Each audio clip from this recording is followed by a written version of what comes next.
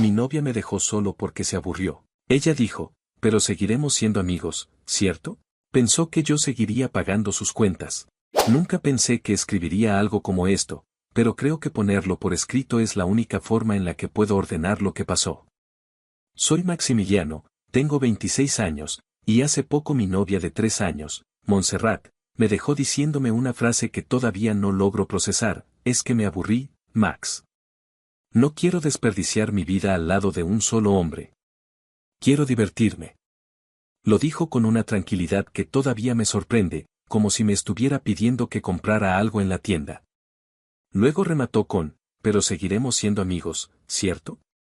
Esa parte, en especial, se quedó dándome vueltas en la cabeza, porque parecía creer que después de todo lo que había invertido en la relación, yo iba a seguir estando ahí para sostenerla como si nada hubiera cambiado.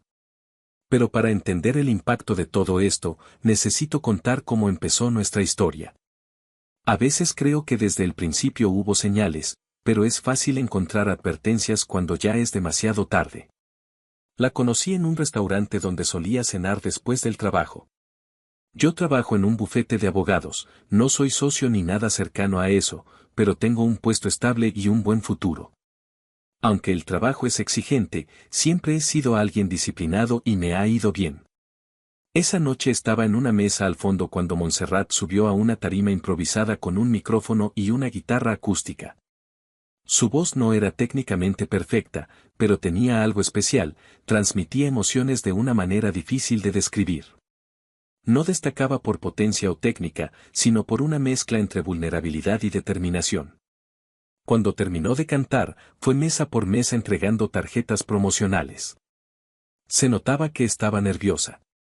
Cuando llegó conmigo, sonrió con seguridad pero habló con un tono ligeramente tembloroso. Me dijo que si necesitaba música para algún evento podía contactarla. La tarjeta era sencilla, impresa en papel económico, pero con su nombre escrito a mano en una esquina. Me pareció un gesto que la describía perfectamente, alguien que intentaba salir adelante incluso sin muchos recursos. Terminamos hablando por casi 20 minutos. Me contó que trabajaba cantando en restaurantes y eventos pequeños, que soñaba con ser una cantante conocida y que estaba ahorrando para comprar mejor equipo. Esa misma noche la agregué a redes. No tardamos en hablar de forma constante. Ella tenía una energía diferente, una forma de ver la vida que contrastaba completamente con la mía. Yo era ordenado, estable. Ella era impulsiva, emocional y llena de ideas. Eso me atrajo. A los 2 meses nos hicimos pareja. Los primeros meses fueron sorprendentes. Ella disfrutaba de las cosas pequeñas y hacía que yo, sin darme cuenta, también lo hiciera. Aunque yo vivía centrado en el trabajo, ella lograba sacarme de la rutina con pequeñas sorpresas, canciones que estaba componiendo o ideas espontáneas para salir. A los 8 meses decidimos vivir juntos. Fue una decisión rápida, pero en ese momento todo parecía tener sentido. Montserrat tenía dificultades económicas porque los restaurantes pagaban muy poco y los eventos no eran constantes. Cambiaba de cuarto en renta cada pocos meses porque no siempre podía cubrir gastos. Yo podía pagar mi departamento sin complicaciones, así que pensé que sería un alivio para ambos que viviera conmigo. Al principio se sentía culpable por no poder aportar lo mismo, pero poco a poco fue relajándose. Y yo tampoco lo veía como un problema.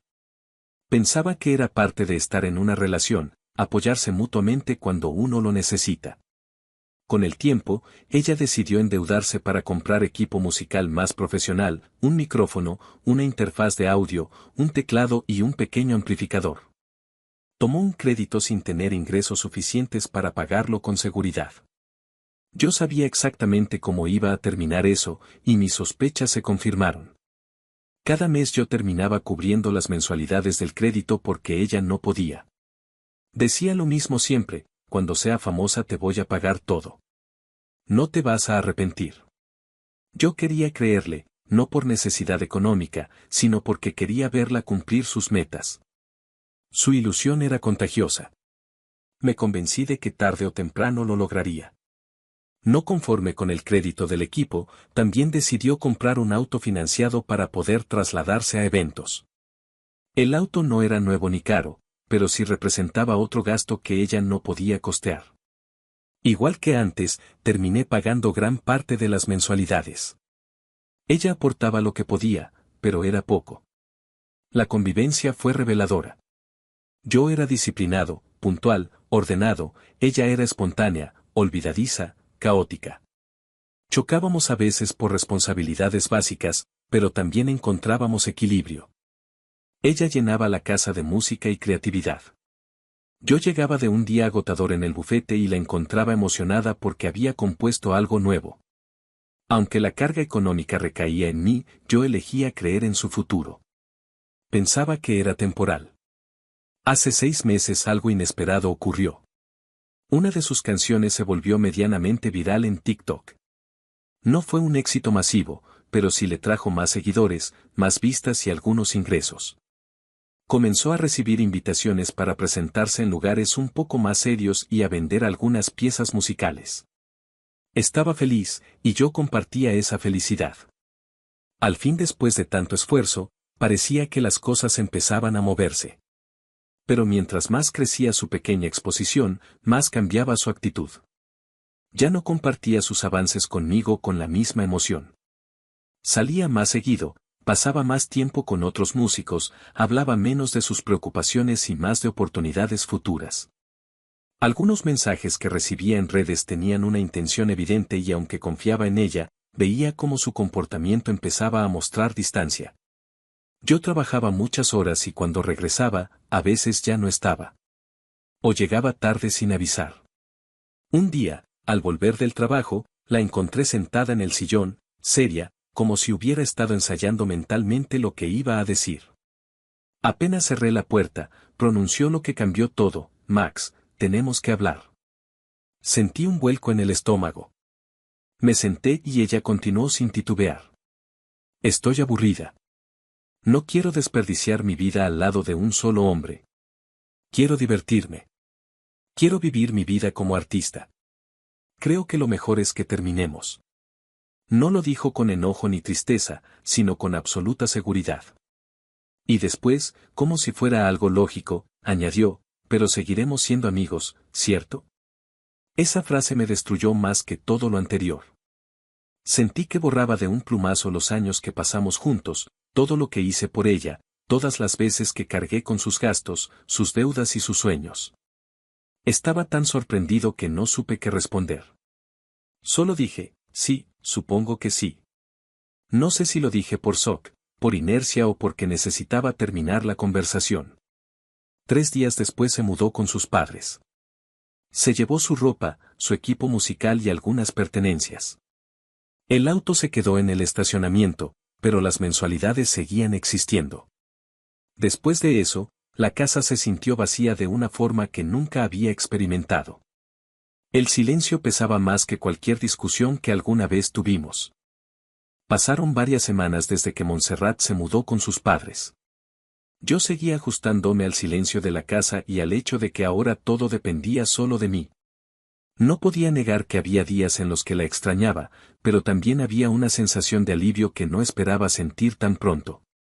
No había discusiones, no había gastos extras, no había ese peso constante de estar sosteniendo 2 vidas con un solo salario. Comencé a recuperar mi rutina. Llegaba del bufete, preparaba algo rápido para cenar y me ponía a leer o simplemente a descansar sin interrupciones. Era una vida más tranquila, menos caótica. También tenía más dinero disponible y dejé de estar pendiente de préstamos ajenos. Pensé que, con el tiempo, Montserrat haría lo mismo, reorganizaría su vida, se centraría en su música y seguiría sin buscarme. Me equivoqué. Una tarde, mientras revisaba unos documentos, mi teléfono vibró. Al ver su nombre en la pantalla, me quedé inmóvil. No me había escrito desde que se fue. Abrí el mensaje esperando cualquier cosa menos lo que realmente decía. Hola Max, ¿cómo estás? ¿Todo bien? Oye, solo para decirte que este mes en la tarjeta me estarán cobrando $1000, ¿podrías depositarlos? Y recuerda la mensualidad del auto. Me quedé viendo la pantalla sin saber cómo reaccionar. Era como si no hubiera entendido que habíamos terminado, como si la relación solo se hubiera puesto en pausa y yo siguiera teniendo la responsabilidad de su vida financiera. Antes de que pudiera asimilarlo, volvió a escribir. Hola, Max, ¿sigues ahí? Respiré hondo. Tenía mucho que decir, pero no sabía por dónde empezar. Finalmente respondí. No entiendo por qué me hablas. Yo no voy a pagar nada. No somos nada. No pasó ni 10 segundos antes de que contestara. Pero Maxi, tú dijiste que seguiríamos siendo amigos. Ya sabes, los amigos se apoyan. Tú estabas apoyando mi carrera, pensé que seguirías haciéndolo. Sentí que el aire se me escapaba del cuerpo. La forma en que lo decía, tan natural, tan asumida, me sorprendía. ¿Qué clase de lógica era esa? ¿En qué momento confundió amistad con patrocinio? Le respondí con calma, aunque por dentro estaba indignado. O sea que tú terminaste conmigo porque te aburriste y ahora quieres que siga pagando todo. Pero los amigos no hacen eso. Tardó unos instantes en contestar. Cuando lo hizo, parecía realmente indignada por mis palabras. Maxi, no puedes dejarme tirada. Mi carrera depende de esto. Sí, es cierto, soy una persona pública, se podría decir que famosa, pero aún no tengo el dinero para pagar todo. Aparte, como famosa que soy ahora, debo dar una imagen de éxito y comprar cosas caras. Me llevé las manos a la cara. Cada palabra era una señal del ego que había estado creciendo en ella durante los últimos meses. Era como si viviera en una realidad inventada, donde la fama era inminente y yo tenía la obligación moral de financiarla. Respondí lo único que podía decir en una situación así. No eres famosa ni millonaria, y yo no soy tu fan como para pagarte todo. No quería seguir en ese intercambio absurdo. Me levanté, fui a la cocina por un vaso de agua y traté de seguir con mi día. Pensé que ahí terminaría la conversación, pero 30 minutos después escuché la cerradura moviéndose. La puerta se abrió. Sentí un golpe de adrenalina. Nadie más tenía llave del departamento. Me levanté de inmediato. Montserrat entró como si nada. ¿Cómo abriste? ¿Qué haces aquí? Pregunté, todavía aturdido. Ella sonrió con la misma expresión despreocupada de siempre. Ay, Maxi, pues hace tiempo hice una copia de la llave. Espero que no te moleste. Al final, seguiremos siendo amigos, ¿no? Y pues vine a hablar sobre las deudas. No puedes dejarme desamparada así. Hazlo por los dos, hazlo por esos años de felicidad que te di. Cuando sea famosa y me hagan mi propio documental de Netflix, te llamarán a ti. Yo diré que siempre me apoyaste, a pesar de ya no ser novios. Si antes estaba confundido, ahora estaba indignado. La escuché hablar con esa seguridad absurda, con ese aire de superioridad que no tenía ningún fundamento, y me di cuenta de que la persona frente a mí no era la que yo había amado al principio. Era alguien completamente distinto, alguien consumido por una fantasía de éxito. Le respondí sin levantar la voz, pero con una claridad que no dejaba espacio a malinterpretaciones. A ver, en primera, no voy a pagar nada. No eres nada mío. Esas deudas no son mías. Debes hacerte responsable de tus actos. Y en segunda, bájate de tu nube. No eres famosa. Tienes 10.000 seguidores en TikTok. Don Héctor, el del car detailing, tiene 70.000. Él es más famoso que tú. En lugar de hacer 2 eventos a la semana, ahora haces 3. No te sientas una superestrella. Te sientes una rockstar y apenas lograste pegar un audio de TikTok. Trabaja duro y paga tus deudas. Vi cómo su expresión cambiaba. Pasó de la seguridad absoluta a la indignación instantánea. Te arrepentirás de tus palabras, dijo, cruzándose de brazos. Voy a mandar a mis seguidores a reseñar mal ese lugar de abogados donde trabajas. Te van a despedir. No pude evitar reírme. Claro, a tus 2 seguidores. Los esperaré con ansias. Su rostro se tensó.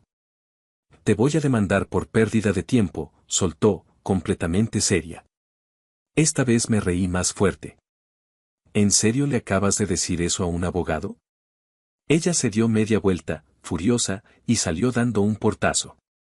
Me quedé unos segundos en silencio, tratando de procesar todo lo que acababa de pasar. Era surrealista. No solo había venido sin permiso a mi casa, sino que me había exigido dinero, afirmaba que era famosa y además hablaba como si yo estuviera obligado a financiar su imagen pública. Me senté en el sofá y traté de normalizar mi respiración. Era demasiado absurdo para tomármelo personal.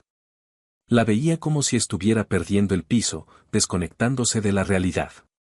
Me preocupó un poco, pero también entendí que no podía solucionar algo que ella no veía como un problema. Una hora después, mientras revisaba correos del trabajo, me apareció una notificación de TikTok. No suelo entrar mucho, pero el nombre me llamó la atención. Montserrat Ávila Music había subido un video. Lo abrí. Era ella, llorando frente a la cámara, contando su historia con su ex. Es decir, yo.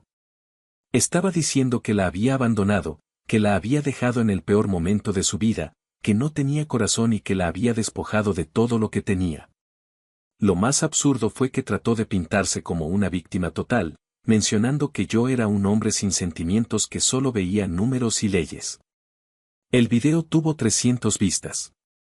300. En una hora. La mayoría ni siquiera comentaba, solamente 2 usuarios pusieron emojis de corazón, probablemente cuentas que ni la conocían. Fue entonces cuando entendí que no solo no era famosa, ni siquiera estaba cerca. Pero ella estaba convencida de que sí, y ese era el verdadero problema. Después de aquel primer video en el que hablaba de mí, pensé que Montserrat dejaría el tema por la paz. Supuse que, al darse cuenta de que casi nadie lo veía y que su exposición pública no era tan grande como ella imaginaba, soltaría la situación y continuaría con su vida. Pero no fue así. Pasaron los días y siguió subiendo indirectas dirigidas a los ex, frases en las que hablaba de hombres que solo quieren apagar la luz de una mujer exitosa, publicaciones donde insinuaba que ella había sido traicionada, abandonada o utilizada. Incluso llegó a hacer un par de videos cantando fragmentos de canciones tristes, mirando a la cámara con lágrimas forzadas, diciendo cosas como, dedíquenle esto a ese ex que no supo valorar a una futura artista. Era evidente que intentaba construir una narrativa en la que ella era la víctima y yo, el villano. Lo curioso es que ni siquiera mencionaba mi nombre, porque según ella, no quería darle publicidad a nadie. Su audiencia era tan pequeña que cada video tenía menos interacción que el anterior. A veces, apenas alcanzaba 100 vistas. A veces menos. Me daba igual si hablaba mal de mí. No me afectaba en mi trabajo ni en mi vida personal porque nadie la seguía realmente. Pero al mismo tiempo me preocupaba verla consumirse en esa obsesión por mostrar una imagen que no existía. Era como ver a alguien peleando con un enemigo imaginario, esforzándose por sostener una máscara que no tenía ningún sustento en la realidad. Durante semanas continuó con el mismo patrón, indirectas, quejas, videos llorando, videos cantando, videos culpando al sistema, a la gente que no apoya el talento emergente. A los hombres que tienen miedo de una mujer poderosa. Parecía que no podía soltar el pequeño destello de atención que había recibido cuando un fragmento de su canción se había viralizado. Ese fue su punto más alto, un mini trend de TikTok que duró tal vez 5 días y luego desapareció por completo. La canción dejó de sonar, las reproducciones bajaron a 0, y su público, si se le podía llamar así, se dispersó como si nunca hubiera existido. Lo más triste era que ella seguía actuando como si ese pico de atención hubiera sido su debut oficial ante el mundo, como si estuviera a un paso de ser descubierta por una disquera y su carrera estuviera a punto de despegar. Nunca ocurrió. Y lo peor es que ella no aceptaba que no había ocurrido. Un día, de repente, su cuenta desapareció. No sé si la eliminó, si se la hackearon, si TikTok la reportó por contenido repetitivo o por incumplir alguna norma. Simplemente un día dejé de verla. Intenté buscarla por curiosidad y no apareció en ninguna parte. Ni su nombre artístico, ni su usuario, ni alguna cuenta alterna. Nada. No había rastro. No sentí satisfacción por eso. Solo sentí una especie de cierre extraño. Era como si esa parte de su vida, esa burbuja que había creado para sí misma, se hubiera reventado sola. Y con ella, todas las fantasías que había construido alrededor de su supuesta fama. Pasaron varios meses más sin que supiera nada de Montserrat. No pregunté por ella a mutuos conocidos, no la busqué en redes, no intenté enterarme de su vida. Sentía que, después de todo lo que había pasado, lo mejor era mantener distancia. Pero la vida siempre encuentra formas de mostrarte lo que quieres evitar. Un día, mientras estaba en la oficina revisando unos expedientes, uno de mis compañeros entró comiendo una hamburguesa. El olor me recordó que no había desayunado y le pregunté de dónde la había comprado. Me dijo que había pasado por Carl's Jr. y que habían inaugurado una nueva sucursal cerca del bufete. Comentó también que el lugar estaba lleno, que habían abierto con mucha gente nueva trabajando y que incluso había visto a una chava cantando mientras limpiaba mesas. Lo mencionó de forma casual, riéndose, diciendo que la chica parecía frustrada porque nadie la escuchaba. No pensé en Montserrat en ese momento. Había muchas personas que cantaban en cualquier parte, así que no hice ninguna conexión. Pero más tarde, al salir del trabajo y pasar frente al lugar, noté a una joven entregando comida en la ventana del drive-thru. Tenía gorra, uniforme y una expresión de cansancio. La reconocí solo por un segundo, era ella. Me estacioné discretamente en el otro extremo del estacionamiento. No quería que me viera ni quería incomodarla. Solo la observé desde lejos, intentando entender qué estaba viendo. Montserrat estaba tomando pedidos con una sonrisa automática, como si estuviera funcionando en modo mecánico. Tenía el cabello recogido en una coleta y llevaba un ligero maquillaje que contrastaba con las ojeras marcadas. No me sorprendió verla trabajando ahí. Lo que me sorprendió fue lo que sentí. No hubo burla, no hubo satisfacción, no hubo esa pequeña chispa de venganza que muchos esperarían en una situación así. Solo hubo una molestia sutil, no hacia ella, sino hacia la forma en que terminó todo. Me habría gustado verla convertirse en la cantante que siempre soñó ser. Sí, habíamos terminado, y sí, ella me trató de forma injusta, incluso ingrata. Pero eso no significa que yo deseara verla fracasar. Lo que sentí fue una mezcla entre nostalgia y una tristeza tranquila. No por mí, sino por ella. Porque a pesar de todo, yo había visto la versión más pura de Montserrat, esa chica que se paraba en una tarima improvisada con una guitarra barata, esa que soñaba con grabar un álbum, esa que escribía letras en servilletas cuando se inspiraba. Esa era la Montserrat que yo quise que tuviera éxito. Pero la realidad es que no fue el mundo el que la derribó. Fue ella misma. Su ego, su incapacidad para aceptar críticas, su necesidad constante de validación, su manera de vivir imaginando una fama inexistente, todo eso la llevó a construir un personaje que no podía sostener. Y cuando ese personaje se desplomó, no tenía nada más donde apoyarse. Mientras la veía, un pensamiento me cruzó la mente, no con orgullo ni con ironía, sino con simple lógica, tal vez esto era karma. No en el sentido de castigo, sino como consecuencia natural. Había alimentado una fantasía, había despreciado la estabilidad, había rechazado a alguien que la apoyaba genuinamente, había dejado responsabilidades tiradas. Había gastado dinero que no tenía en una imagen que no existía. Y ahora estaba enfrentando una realidad que había ignorado por mucho tiempo. No me quedé mucho tiempo ahí. Arranqué el auto y me fui sin que ella me viera. En el trayecto pensé en nuestra historia, en cómo empezó con entusiasmo, en cómo se transformó en algo desequilibrado y en cómo terminó convirtiéndose en un recordatorio para los dos, para ella. De que el talento no es suficiente si el carácter no acompaña, para mí, de que apoyar a alguien no significa cargar con toda su vida. Nunca volví a saber nada más de Montserrat. No supe si siguió trabajando ahí, si renunció, si intentó volver a la música, si creó otra cuenta. No supe nada, y aprendí que no necesitaba saberlo. Cada uno siguió su camino, y aunque el suyo fue más complicado de lo que ella imaginaba, espero que algún día encuentre una forma de reconstruirse sin mentirse a sí misma. Yo simplemente seguí adelante. Y por primera vez en mucho tiempo, sin cargas que no me correspondían.